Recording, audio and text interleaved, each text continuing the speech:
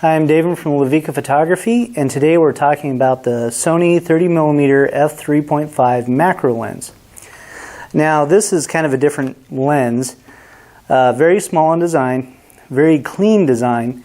As I said before in my Sigma Art DN review about aluminum bodies, Sony uses a little higher quality aluminum than the actual art lenses, so this doesn't scratch nearly as easily. It has a manual focus ring, but again, this is on the step drive, so it's actually an electronic focus.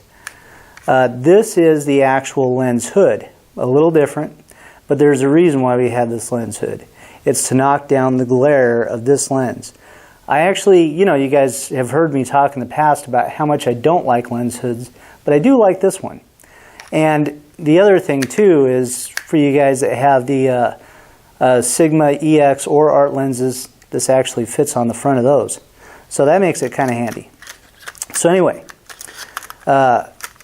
this is a silent motor design, apparently very good for video, but realistically, how good of a lens is it overall?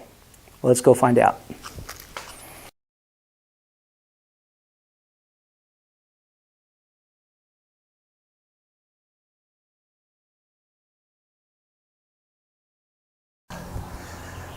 Okay, as you can see, this lens is perfectly flat field.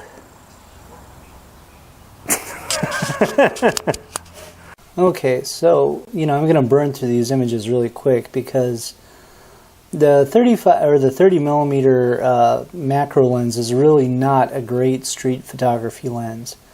Okay, so this is wide open. So if we zoom in, the center is extremely sharp. If I remember right, let me look at my notes here, 3,000 lines of resolution just below it. Okay, but as we go off to the side, it falls off quite a bit. So you can see this tree here almost has no detail in it whatsoever. And we should be able to see detail in that. Okay, so if we go up to the corners, very soft. It's not horrible. There's not a lot of the CAs, not a lot of crazy flaring going on, but it's okay. Alright, so let's skip ahead to here. This is the sweet spot, f5.6. And this is actually the Sony E-mount sweet spot. This is where lenses are at their sharpest, no matter what they are. As long as they're made for an E-mount, this is where they're going to be sharp. Okay, so this looks really good in the center. 3,100 lines of resolution. Actually, I think closer to 32. And then off to the side, this side looks pretty good. We're picking up excellent detail. It's still not quite as sharp as it could be in here, but it's not bad. But over here on the other side, it's actually kind of soft. Now, there may have been some wind or something in the leaves, but if we go down, our same tree is still looking kind of soft. And the car next to it is looking kind of soft. And the rock over here and the bench look a little soft. They're 2,800 lines. So, pretty soft in the corners, still a little soft on the sides. Okay, so that's F8, which is also the other good area, and this is F11. So F11, we're still fairly sharp in the center. It's starting to fall off a little bit. We're back down to right around 2,900 lines. Our corners, though, are matching the center more at F11. Okay, let me zoom out and slide over here really quick. Over here, it still looks like it's just a little soft. So as we come down the tree, we're missing our detail again in here. And, our rock and our ashtray and everything are still, it's clean, but it's just not very detailed, not very sharp. Okay. So let me skip ahead here. This one is 506, and that is F14. Let's skip ahead one more. Okay, 505 is F18. Okay, so after F11, this thing really just kind of falls apart. F18, the center is very soft. the corners match the center. You know, there's really nothing good coming out of this. Everything is just kind of bleh, muted mess. It's getting to the point where we're starting to get some pixelization from the lack of sharpness. And, you know, you have a tendency to see that every once in a while. But look at our sand here. It's just terrible. So anything after f11 to me is just pretty much unusable. Okay, so let's go back here to, we'll jump ahead here, macro mode. Okay, so f3.5 in macro mode is extremely sharp in the center. We do have some CAs happening here. So we've got cyan in the back, and they look like flaring or highlighting. And then we've got red in the front. And this is very common. Almost every lens wide open pretty much does this. And this happens more to the extent when you're farther away from something. The closer you get to it, the less you see of that. But in this case, that's really not too bad. And it's common, it's normal, you know, not a big deal. Okay, so at f5.6 here, I believe that's what that is. Did I jump ahead too far? I did, that's f11. Okay, let's go back, f5.6. Alright, here is the sweet spot of the E-mount. And again, you can see it's very sharp. The chromatic aberration or flaring that we were seeing earlier is well under control now. And this is 2 stops down. Now if we skip ahead again, this is f11. And f11, this is really turning out to be just insanely sharp. Mind-blowing detail. I mean, this is just phenomenal. What I wanted to show you at f11 was the edge of this coin over here. I mean, just look at that. That's insane. And this is a dime, so you know how big a dime is. This is full frame. Alright, so f22, this is the absolute maximum. At f22 in macro mode, this is excellent. Most macro lenses fall apart at f22, and this seems to be holding up just fine. Still very sharp. We don't have a resolution chart this small, so I can't tell you what it's shooting. But I can guarantee you it's probably close to 3100 lines just by the amount of detail that we have in here. Really exceptional. You know, doing macro work. I just wish I had more of a depth of field to it, but other than that, it's excellent.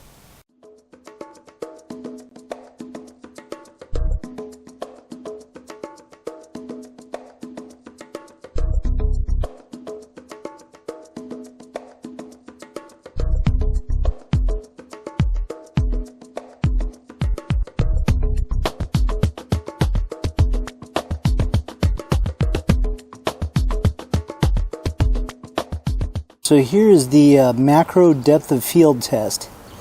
And as you can see, we've got the lens mounted on there and we're about an inch away from our subject. So let's see the depth of field and how far this actually goes.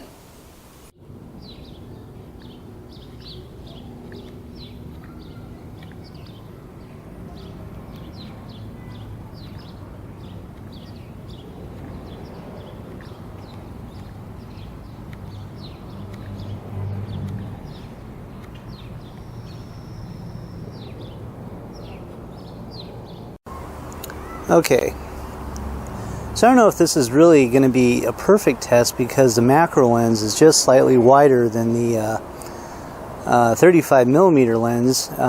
So actually it may be better because usually when it's wider it looks a little bit more stable. So that it's not a one-to-one thing, but it'll show us how stable this really is. Okay, so let's just walk around here. And what I'll do is I'll turn these a little bit. Seem to focus in. Okay, there we go. Alright, image stabilization. Let's walk around this and look at it.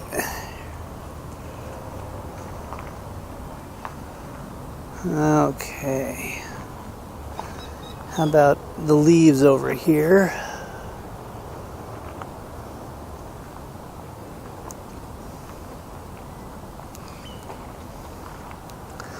Okay, now a passing by perspective of the leaves.